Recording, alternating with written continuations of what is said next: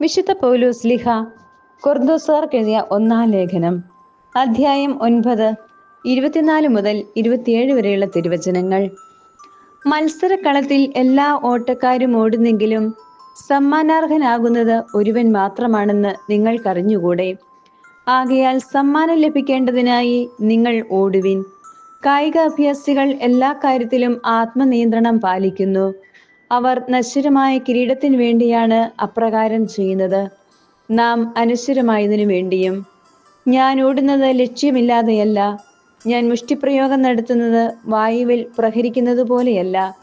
മറ്റുള്ളവരോട് സുവിശേഷം പ്രസംഗിച്ച് ഞാൻ തന്നെ തിരസ്കൃതനാകാതിരിക്കുന്നതിന് എൻ്റെ ശരീരത്തെ ഞാൻ കർശനമായി നിയന്ത്രിച്ച് കീഴടക്കുന്നു.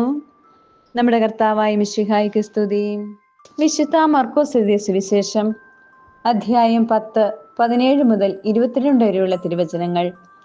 യേശു വഴിയിലേക്ക് ഇറങ്ങിയപ്പോൾ ഒരുവൻ ഓടിവന്ന് അവന്റെ മുമ്പിൽ മുട്ടുകുത്തി ചോദിച്ചു, നല്ലവനായ ഗുരോ, നിത്യജീവൻ അവകാശമാക്കാൻ ഞാൻ എന്തു ചെയ്യണം?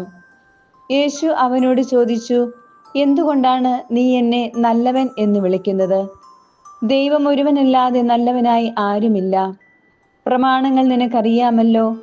കൊല്ലരുത്, വ്യഭിചാരം ചെയ്യരുത്, മോഷ്ടിക്കരുത്, കള്ളസാക്ഷി നൽകരുത്, വഞ്ചിക്കരുത്, പിതാവിനെയും മാതാവിനെയും ബഹുമാനിക്കുക.